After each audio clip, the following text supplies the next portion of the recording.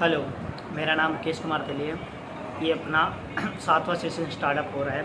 7वें session का आज हमारा टॉपिक है अननोन इन्विटेशन किस प्रकार की जाती है। कई सारे लोग अपने बिज़नेस में इंक्रीज़ करने के लिए, बिज़नेस में आगे बढ़ने के लिए जल्दी से जल्दी अननोन इन्विटेशन के पीछे लगते हैं। पर कई बार कई लोगों को अननोन इन्विटेशन करने का एक्सपीरियंस नहीं होने की वजह से वो पूरा का पूरा फेसबुक का सर्कल होता है, जो फेसबुक के अंदर जितनी भी सारी इन्विटेशन होती हैं उनको वो कई बहुत ही कम टाइम के अंदर फालतू चीज़ों से फालतू बातें करके, जो उनको पता नहीं होता एक्सपीरियंस के अकॉर्डिंग, और वो उन चीज़ों पर ट्राई करते हैं। तो कई कुछ ही दिनों के अंदर उनका फेसबुक के अंदर जो एक अच्छा नेटवर्क होता है जिससे वो अननोन इन्विटेशन काफ़ी लोगों को इन्वाइट कर सकते हैं, उस सर्कल को वो कहीं ना कहीं ख़राब कर देते हैं। तो मैं आज उन चीज़ों के बारे में स्टेप बाय स्टेप बताना स्टार्टअप करूँगा। तो प्लीज़ आप अपने उन लोगों को ज़्यादा से ज़्यादा शेयर करें जो अभी इस बिज़नेस को नए इस बिज़नेस को ज्वाइन किया हो, और अदरवाइज़ आप में से भी कोई भी पर्सन है जो पहले से ही फेसबुक पर इन्विटेशन कर रहे हैं, तो आप भी स्पेशली इनके कुछ टॉपिक्स होंगे जिनको आप नोटिस कर सकते हो और ध्यान दे सकते हैं। सबसे पहली बात करूँगा, जब कोई भी पर्सन बिजनेस के अंदर नया ज्वाइन होता है, नया ज्वाइन होने के बाद में जब वो एक नई इन्विटेशन स्टार्टअप करता है फेसबुक पर, तो कई सारे लोगों को वो हमेशा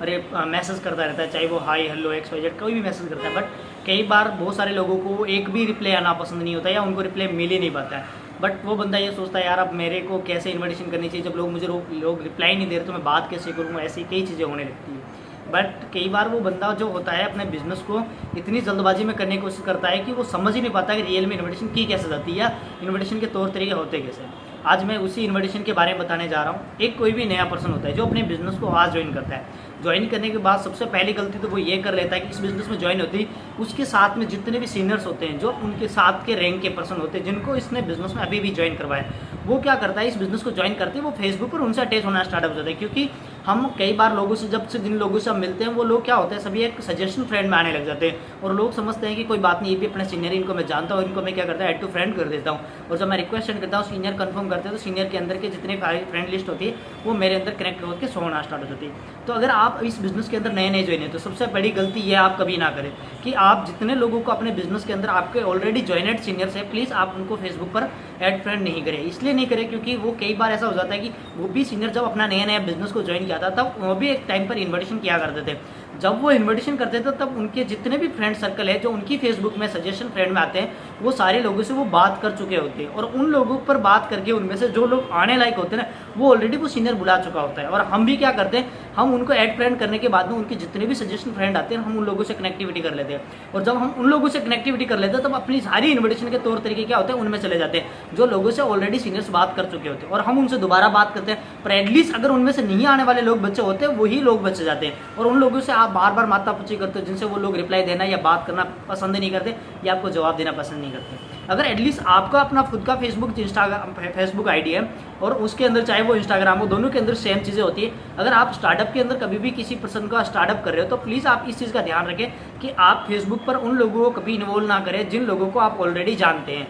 वो अगर आपके इंस्टाग्राम पे और सीखने और समझने की बात आती है तो हाँ, वहाँ आप आराम से उनको फॉलो करके उन लोगों की फैन फॉलोइंग में जा सकते हैं। बट एटलीस्ट मैं फेसबुक पे जाने की जरूरत नहीं है। मुझे बिजनेस को आज स्टार्टअप किए हुए 3 साल हो चुके हैं, बट मैं कभी भी उन लोगों को ऐड नहीं करता जिन लोगों को मैं जानता हूँ, चाहे वो मेरी टीम मेंबर्स में हो चाहे वो मेरे सीनियर्स हो, क्योंकि मुझे पता है उनका और मेरा फ्रेंड सर्कल क्या हो सकता है, सेम हो सकता है, और इससे मेरा बिजनेस क्या हो सकता है, बिगड़ सकता है। तो सबसे पहली चीज़ फेसबुक पे आप इस चीज़ का ध्यान दें। दूसरी चीज़ होती है कई बार वो लोग हाई हेलो करते हैं, उनका रिप्लाई इसी वजह से नहीं मिल पाता है क्योंकि उन लोगों को लोग जानते नहीं जो फेसबुक के सर्कल के अकॉर्डिंग होता है। आई थिंक मैं मेरे बिजनेस के अंदर ऑफिस के अंदर फर्स्ट दिन गया था, जब मैं ऑफिस के अंदर फर्स्ट दिन गया था तब कई सारे फ्रेंड्स, कई सारे सीनियर्स थे जो ऑफिस के अंदर प्रेजेंट थे, एक्टिव थे। बट मैं कई सारे सीनियर से बात करने की कोशिश कर रहा था, कई सारे सीनियर्स जिनको मैं नॉर्मल सा जानता था मैं उनसे कनेक्टिविटी बनाने की कोशिश कर रहा, पर कोई भी सीनियर्स मेरे से बात करना पसंद नहीं कर रहा था। एटलीस्ट क्योंकि मैं इस काम के अंदर बिल्कुल नया था, तो मैं किसी भी सीनियर्स को जाके नॉर्मल बात करके हाँ ऐसे भी बोल देता गुड बिजनेस, तो वो लोग केवल इतना रिप्लाई करता हाँ वेरी गुड बिजनेस, या मैं किसी को जाके हाई करता तो कोई मुझे इतना ही बोलता हेलो, इससे ज़्यादा कोई बात नहीं करता। वो इसलिए नहीं करता क्योंकि वो मुझे जानते नहीं थे। सेम बात वही होती है जब आप फेसबुक का स्टार्टअप कर रहे हो अपने काम के लिए, तब उससे पहले आपको लोग नहीं जानते। वहाँ आपकी सबसे अच्छी कनेक्टिविटी बनाने के लिए डेली बेसिस पर आपको एक अपना खुद का एक अच्छे बैकग्राउंड के साथ में, अच्छे बिजनेस के साथ में आप एक फोटो क्लिक करें और डेली अपलोड करना स्टार्टअप करें। इससे क्या होता है कि फेसबुक पर रहने वाले लोग भी आपका बार बार पिक्चर्स देखेंगे, रोज के चाहे 10 लोग देखो, चाहे 20 लोग देखो, चाहे 30 लोग देखो, इनसे लोगों को पता लगेगा रियलिटी में आप भी कहीं की फेसबुक चलाते हो। इससे आपका फेस वैल्यू बनना स्टार्टअप होता है। सेम बात है हम ऑफिस के अंदर कहीं ना कहीं 15 से 20 दिन कंटिन्यू अपना ऑफिस जाते हैं ना, तो सीनियर्स अपना भी चेहरा देखते हैं और हमें भी कहीं ना कहीं पहचानने के तौर पर लेना लग जाते हैं। फिर कभी हमारे को ऐसा कोई जरूरत पड़ती, चाहे वो महीने भर बाद या 1.5 महीने बाद जब वो सीनियर के हम सामने जाते हैं तो वो अजीब तरीके से हरकतें नहीं कर हमें अच्छे से पहचान लेते हैं ये सीनियर इस सीनियर की टीम से है या इन सीनियर के कनेक्ट से। तो उनसे हमारा क्या होता है, फेस वैल्यू बनना स्टार्ट होता है। और जब फेस वैल्यू बनना स्टार्ट होता है तब लोग हमें हेल्प करना और लोग अपने से बात करना पसंद करते हैं। सेम बात वही होती है फेसबुक के ऊपर कि आप अपना डेली का एक फोटो अपलोड करना पसंद करोगे ना तो लोग आपको जानना स्टार्टअप करेंगे, आपको पहचानना स्टार्टअप करेंगे। लोग आपको पता रखेंगे कि ये भी एक पर्सन है जो कई टाइम से फेसबुक चलाता है और ये कहीं ना कहीं अपने आसपास का है। और जब आप इस तरीके से अपनी इन्विटेशन करना स्टार्टअप करोगे तो लोग आपको रिप्लाई देना पसंद करेंगे। इसके साथ साथ में आप लोगों की आईडी के अंदर जाकर कनेक्टिविटी बनाने के लिए आप किसी का जिस दिन बर्थडे वगैरह होता है जो फेसबुक वाला सबसे पहले विश करता है उसके अंदर आप कनेक्ट करके आप लोगों को विश कर सकते हो। उसके अलावा आपके पास ऑप्शंस होते हैं कि आप किसी भी नए पर्सन जिनके पास आप अच्छे से उसको लाइक कमेंट करके उसके कमेंट के जरिए से जो कमेंट वो करता है उस कमेंट में जाकर उससे आप कनेक्टिविटी बना सकते हैं। ऐसे केवल नाइस ऊपर बढ़िया बोलने से कुछ नहीं था, ऐसा कुछ उससे कमेंट में लिखिए जिससे वो बंदा आपको स्पेशली और पर्सनली रिप्लाई देना पसंद करे और उसी रिप्लाई के साथ साथ में आप उससे बातचीत करना स्टार्ट कर सकते हैं और उससे आप फेसबुक पर लाकर अपने मैसेंजर से कनेक्ट कर आगे से आगे अपनी बात को बढ़ा सकते हैं। अगर कई सारे लोग ऐसे भी होते हैं जो बिजनेस के अंदर नए नए ज्वाइन होते हैं, उनको पता नहीं होता बिजनेस को बढ़ाना कैसे होता है। अगर आपको बिजनेस बढ़ाना है तो रोज का आपको एक काम करना पड़ेगा फेसबुक के ऊपर कि डेली के डेली कंटिन्यू मेरे हिसाब से आपको 20 से 30 नए लोगों को रिक्वेस्ट सेंड करने की जरूरत है। और रिक्वेस्ट सेंड करने से पहले आप आमतौर से इस चीज़ का ध्यान दें कि वो बंदा कहीं के 18 साल से प्लस का होना चाहिए और 30 ईयर के अंदर का होना चाहिए ताकि आपके बिजनेस को वो लॉन्ग टर्म और सही तरीके से समझ पाए और जान पाए। कई बार क्या लोग होते हैं कि इन्विटेशन के अंदर फेसबुक रिक्वेस्ट सेंड तो करना स्टार्टअप करते हैं बट वो कभी भी सर्कल नहीं देख पाते, कहीं की वो लोग जगह नहीं देख पाते, कहीं की वो लोग एज नहीं देख पाते और अंधाधुन अपने काम को करते हैं। और अंधाधुन काम करने के बाद वो जब काम बिगड़ जाता है ना तब उसको होश आता है कि अब मुझे ऐसा क्यों कर लिया मैंने, ये ऐसा मैंने ध्यान नहीं दिया। तो काम कोई भी करो तो हमेशा काम समझदारी के अकॉर्डिंग होना चाहिए और समझदारी उसी में होती है जिसमें आप सोच समझ के काम करते हो। और सोच समझ के काम करने में ये आता है कि अपने बिजनेस के अंदर 80% लोग जो काम कर रहे हैं उनका एज क्या है, उनका एज ये है कि 18 से प्लस है और 30 ईयर के अंदर है, क्योंकि यही एक नौजवान होते हैं जो अपने हाइपरनेस और अपने जोश के साथ में बिजनेस को रनअप करते हैं, जो बहुत ही कम टाइम में अपने बिजनेस को बहुत बड़ा इंकरेज कर सकते हैं। 30 साल के बाद में एक ऐसी एज हो जाती है जिसके अंदर बंदा इतना माइंडली नहीं सोच सकता, वो अपनी फैमिली को लेकर बैकग्राउंड को लेकर उसके बारे में सोचना स्टार्टअप करता है, वो फ्यूचर के बारे में नहीं सोचता क्योंकि फ्यूचर की एज उसके हाथों से निकल चुकी होती है। अब मैं यही चीज़ों के साथ में आपको कनेक्ट करना चाहूँगा कि अगर आप भी किसी बंदे को रिक्वेस्ट सेंड करें तो इस चीज़ का ध्यान रखें आप और उसमें कम से कम डेली के 20 से 30 लोगों को आप रिक्वेस्ट के अंदर ऐड टू फ्रेंड करते रहे। और जैसे आप लोगों को पता होगा पूरे दिन के अंदर हर अगर आपने 30 रिक्वेस्ट सेंड की तो हर आधे घंटे में 1 घंटे में कोई ना कोई एक बंदा ऐसा होगा जो आपकी रिक्वेस्ट को एक्सेप्ट करता रहेगा। और जैसे आपके पास एक्सेप्ट करेगा तो आपके पास फेसबुक पर नोटिफिकेशन आता है कि किसी बंदे ने आपका रिक्वेस्ट को क्या कर लिया, एक्सेप्ट कर लिया। जैसे ही वो बंदा एक्सेप्ट करता है, एक्सेप्ट करने के बाद में आप उसको स्टार्टअप करें